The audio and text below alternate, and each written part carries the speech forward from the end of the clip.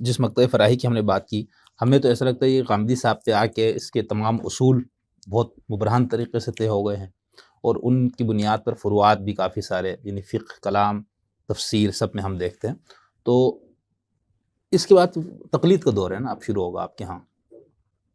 یعنی اب جیسے اب آپ غامدی صاحب سے آپ خود ماشاءاللہ سب سے قریب ان کے محنت بھی کی، پڑھا بھی، ان سے براہ راست آپ نے استفادہ، تو کوئی ایسے ایک دو اصول بتائیں نا کہ آپ کہیں کہ ان اصولوں میں غامدی صاحب سے اختلاف ہے، ایسا کوئی؟ نہیں، ایسا اصول نہیں ہے، اس لیے کہ ٹھیک ہے، میں تو خود اختلاف کے نتیجے میں اس فکر تک پہنچا، ٹھیک ہے نا، اب پرنسپل پہ تو میرا اختلاف نہیں تو اس فکر کے کسی یا کوئی اور آپ جیسے اپنے جو ابھی حلقے میں آپ کے موجود ہے، جو ہے۔ المورد میں، یا جو غامدی صاحب کی کوئی ایسا جس نے کہا کہ ہم فہم دین کے جو غامدی صاحب نے اصول متعین کی اس سے ہمیں اختلاف، ایسا بھی یہی سے تو تقلید کا وہ ہے نا، کہ باقی جو ہمارے یہاں حنفی مکتب ہے یا شافعی مکتب ہے یا مالکی، تو وہ بھی یہی کہتے ہیں نا کہ بھئی دیکھو اجتہاد مطلق ہم نہیں اب جائز سمجھتے یا نہیں رکھا گیا، کیونکہ امت میں مزید گروہ بندیاں ہو رہی تھی، تو وہ بنیادی اصول ہمارے ہاں طے ہو گئے، چاہے وہ 100 سال میں ہو یا 200 سال میں، ٹھیک ہے۔ اس کے بعد وہ کہتے ہیں کہ ان اصولوں کی بنیاد پر جو فروعات بھی اخذ ہو گئے، وہ آج کے حالات تک بہت سارے ایسے ہیں جس کے اندر ہم، ہاں اب کچھ مسائل ہے جو آج کے دور میں ہے جو ان فروعات کا وہاں پر وہ تفرع نہیں ہوا، تو اس کے اندر پھر مجتہد فی المذہب نکل آتا ہے نا، تو یہ تو پھر آپ لوگوں کے ساتھ بھی ایسے ہی ہے۔ ایسا نہیں ہے، اس کی وجہ یہ ہے کہ ہم ایک کنڈیشن کو اصول میں تسلیم نہیں کرتے جو وہاں پر تسلیم شدہ ہے، وہ یہ ہے کہ جو پرنسپلز ہم نے بنائے ہیں وہ سب کے سب چیلنج ہو سکتے ہیں۔ نہیں وہ تو لوگ تو چیلنج کر رہے ہیں، آپ نہیں، میں سے خود نہیں کر رہے وہ نا تو کوئی اس شخص۔ لیے چیلنج نہیں کر رہے کہ ہم نے جو چیلنجز لوگ کرتے ہیں ان کا کریٹیکلی جائزہ لیا ہے، یعنی چیلنج کرنا ناگزیر نہیں ہے، چیلنج کے امکان کو ماننا ناگزیر ہے۔ چیلنج تو میں تب کروں گا کہ جب میرے اندر یہ کیوریوسٹی پیدا ہو کہ یہ پرنسپل قابل عمل نہیں ہے،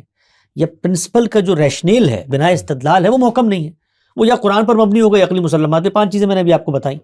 تو آپ نے مجھے کنونس کرنا ہے، ممکن ہے آپ اس نسل کو کنونس نہ کر سکیں، ہمارا جو روایتی علم ہے 3 نسلوں بعد لوگوں کو کنونس، ہم کیا پیغام دے رہے ہیں؟ ہم یہ پیغام دے رہے ہیں کہ ہمارے اصول سے فروع تک ہر چیز انسانی فہم ہے، اور یہ چیلنجبل ہے، یہ چیلنجبل ہے، ہم چیلنج نہیں کر رہے، ہم چیلنج کرتے تھے، یعنی اس وقت نہیں کر رہے نا، ہم تو کرتے تھے، چیلنج کرنے کے پروسیس سے یہاں پر پہنچے ہیں۔ تو مکتبہ فکر رہے گا، اگر اس کے اندر یہ چیز پیدا ہو گئی کہ غامدی صاحب نے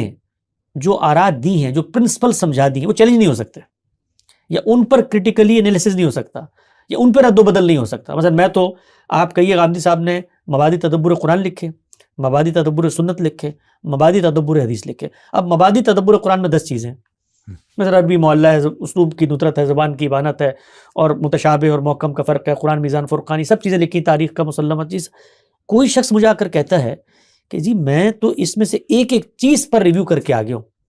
اور یہ میرے نزدیک 10 کے 10 غلط ہے، تو میں اس امکان کو تسلیم کرتا ہوں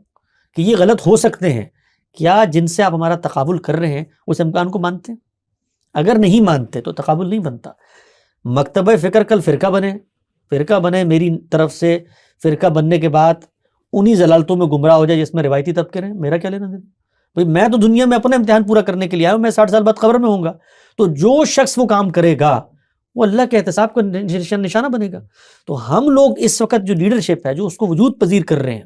انسانی امراض جس طرح باقی فرقوں میں پیدا ہوئے، میں اس کی نفی نہیں کرتا کہ یہاں نہیں پیدا ہوں گے، ممکن ہے کل کچھ لوگ غامدی صاحب کے کوئی الوہی دعووں کو لے کر دنیا کو بتائیں کہ بھئی یہ تو اللہ تعالیٰ نے ایک بندہ بھیج دیا تھا۔ ہماری گفتگو سے میں نے بھی کہا آیات من آیات اللہ ہیں، اسی دلیل لے کہ جی ہمارے اکابرین کے ابتدائی خلفاء جو ہیں وہ یہ باتیں کرنے کو کر سکتے ہیں، لیکن میرے تو کوئی لینا دینا نہیں ہے نا اس سے۔ یعنی گمراہی تو ہر انسان دنیا میں اپنا امتحان لے کے آیا ہے۔ لیڈرشپ کی پرنسپل اپروچ کیا ہے؟ وہ پرنسپل اپروچ یہ ہے کہ ہمارا فہم ہے، اس کو الگ کرو، اس کو کریٹیکلی جائزہ لو، اور یہ جو آپ کو اصول نظر آ رہے ہیں اس وقت، یہ پچھلے جو 100 سال میں ڈیولپمنٹ ہوئی ہے، یہ خود اسی تنقید کے نتیجے میں منقع ہو کے سامنے آئے۔ تو یہ ایسے نہیں ہوتا کہ کوئی پرنسپل اپروچ بن جائے، وہ ایک دن میں ایک شخص اٹھ کے کھڑا ہو اور کہے کہ جی مجھے تو اس سے اختلاف ہو گیا۔ وہ اپنی محکم بنا استدلال رکھتی ہے۔ تو یہ جو بنا استدلال ہے، یہ ایسا قصر اور احرام تعمیر نہیں کہ جس کو آپ انگریزوں سے آ کے ڈھا دیں، اس کے پیچھے اللہ کی کتاب کی بنیاد موجود ہے۔ یہ باقی مکتب فکر بھی کہتے ہوں گے، لیکن جب میں ان کو چیلنج کرتا ہوں اس کی بنیاد پہ، تصوف کو چیلنج کرتا ہوں، فقہ کو چیلنج کرتا ہوں،